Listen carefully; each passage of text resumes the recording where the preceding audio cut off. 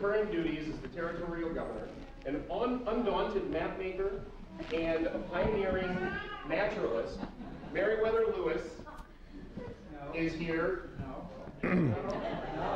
Along with Meriwether. Oh, along with Meriwether Lewis.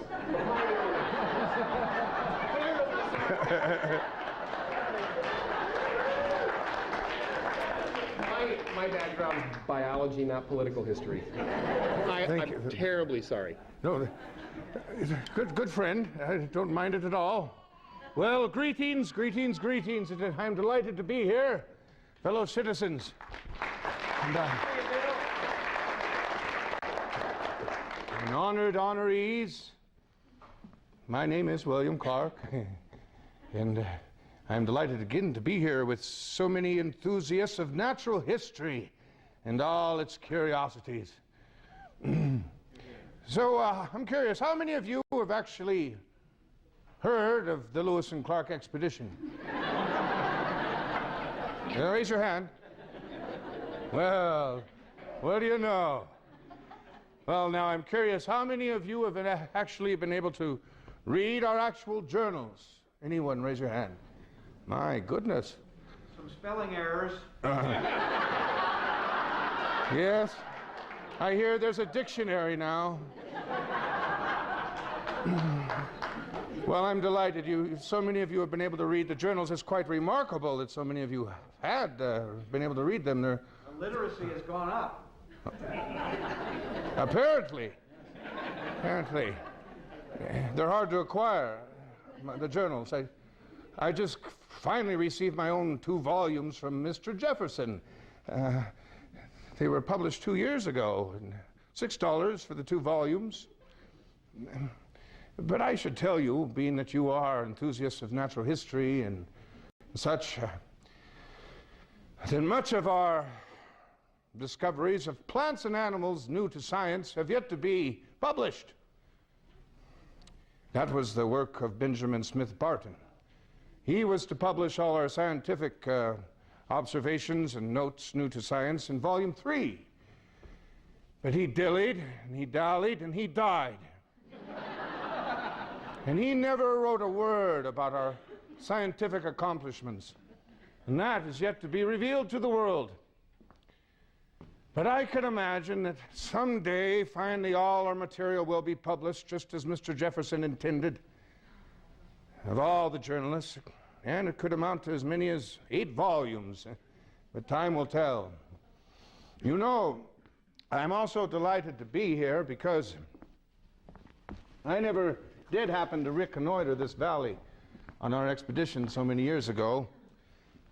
Meriwether happened through this valley exploring it. And this is a map I helped him with regarding his most important exploration back to the Missouri. We were still in 1806 trying to find the most practical route through these mountains. And this route here, through this Missoula and through this gate of hell and up the river, that proved to be a valuable discovery, and it is noted on this map. And also noted on this map is a creek we named for the dog, Seaman's Creek here. And it's roughly 60 miles east, 10 degrees north from where we are tonight. And this map, I am going to part with it this evening, and it will be for auction. I should also report to you, being that you are probably interested in the animals and plants that we noted, new to science, that I can report to you that we did not discover any evidence of a giant herd of llamas. There apparently is no, I don't think there's any evidence of them existing, nor any evidence of a giant sloths, nor any evidence of a giant mountain of salt, 150 miles long and 50 miles wide. How about spotted knapweed? No, never, none of that. And nor any evidence of woolly mammoths. I believe this is a myth. Nor a Northwest Passage. That is a myth we put to its grave. Buried 6 feet down. But we did discover other animals of much curiosity to us, especially in 1804 when, after leaving St. Louis, May 14th, 1804, and traveling up the Missouri, it wasn't until we reached the Niobrara River and on up to the Teton River where we suddenly began encountering a lot of animals that were new to us. And perhaps you might know of some of these animals. September 7th, 1804, discovered a village of small animals, I noted, that burrow in the ground. Those animals are called by the French the petits chiens. Petits chiens. Does anyone speak French here? Chien. We killed one and caught one alive by pouring a great quantity of water in his hole. We attempted to dig the beds of one of those animals. After digging 6 feet, found by a running pole down that we were not halfway to his lodges. We did find 2 frogs in the hole and killed a dark rattlesnake near with one of these animals in him.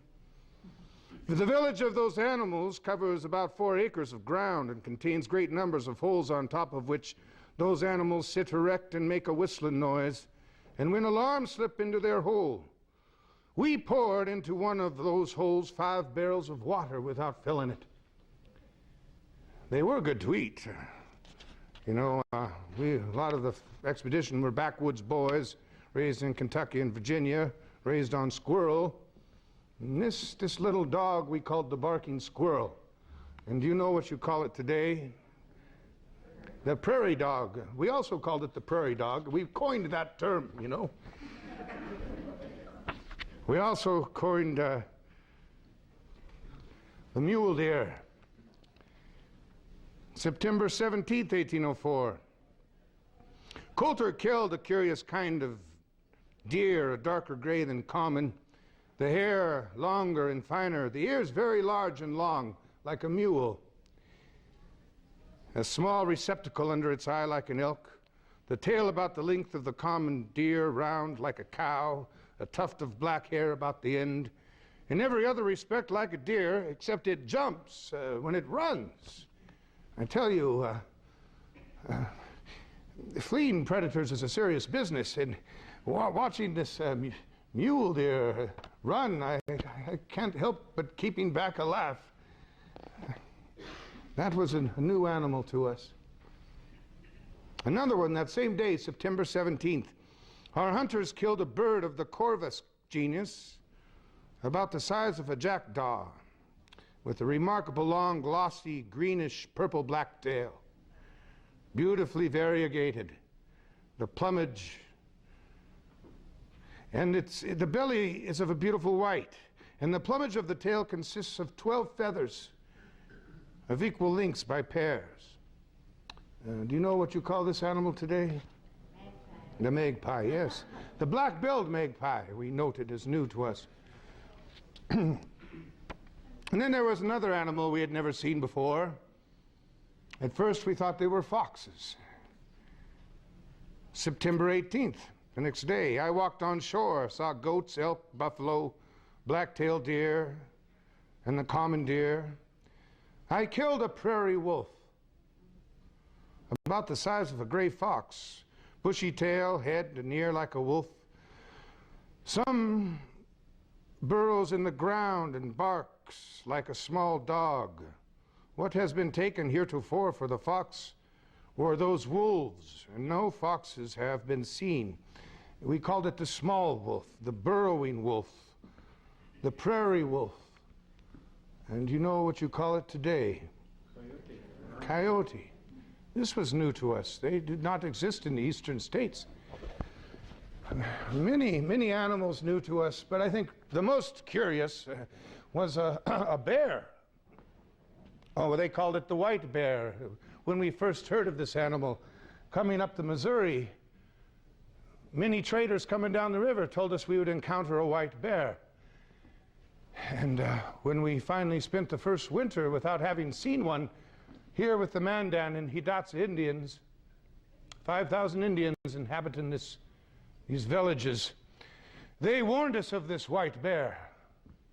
And when they would go out to kill one, they would send 4 or 5 or up to a dozen warriors, and they'd dress themselves and paint themselves as if going to war.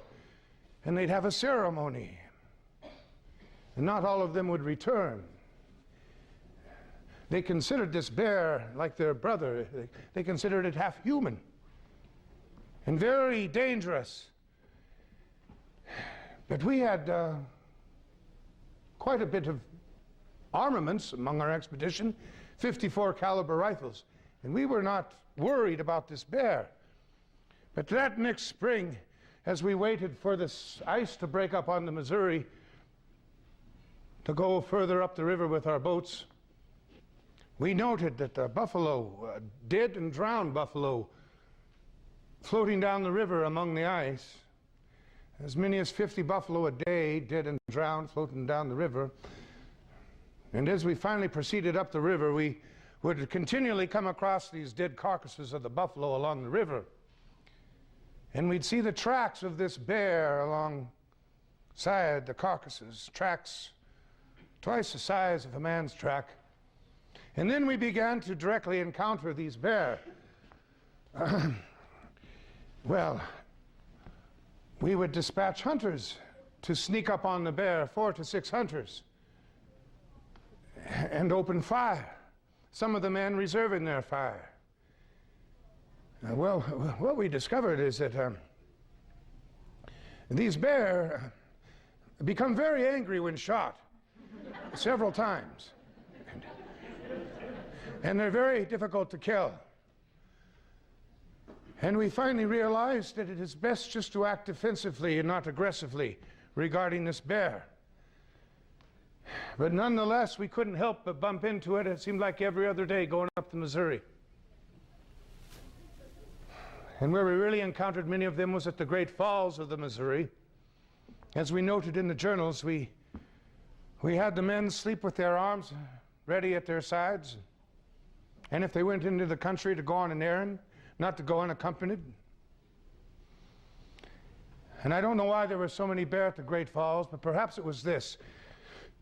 As we noted in the journals, the herds of buffalo are very large, filling the horizon, it seems, at times, and they would come off into water or across the river here at the Great Falls of the Missouri. 5 beautiful cascades there. And we witnessed as many as 15 buffalo at a time being washed over the falls, being pushed into the current where they didn't want to go, and they would immediately drown and wash up on the shore continually. And to the bear, this was like a kitchen pantry of the plains. And we walked right into their kitchen pantry and set up camp for 3 weeks. And we would have 200 to 300 pounds of meat hanging up around our camp to dry. And the bears were around our campment every night, sniffing around our camp. One night a bear got off with 20 to 30 pounds of good fat buffalo suet. And Lewis's dog, Seaman, was barking all night long there at the Great Falls, and we got very little sleep. Yes, I can advise you, do not attack this bear at all. They are very difficult to kill. Although we killed 43 grizzly bear, as we called them as well, as the brown bear, the yellow bear, the white bear. Lewis called it the variegated bear. We killed 43 of these bear, and we'd boil the bear down for the fat, the grease. But that was the most interesting animal that we encountered on that expedition. And you here in this valley, I wouldn't be going around half-cocked if I were you. Because of all the bear sign here, I'd keep your powder dry. I mean, all these signs of grizzly country. Grizzlies #1. I will be on my toes when I leave these premises. Now, I just would like to finish in saying that if you come to St. Louis, I wish that you visit me if I have the time. But if I'm busy, my wife, Julia, perhaps could show you my Indian Museum. I don't know if any of you have heard of my Indian Museum, but it is quite an attraction. It's full of objects from the Indians, as well as many objects of natural history. And I'm very proud of the museum. Mr. Jefferson wants me to send him some of my collections to his university in Virginia. But come and visit it if you're in St. Louis. And also, visit the museum, the Montana Museum of Natural History here at Fort Missoula, the Nature Center, if you can. And I salute you for coming to this evening. And I salute the Nature Center for its endeavors and our curiosities in the natural world. Thank you.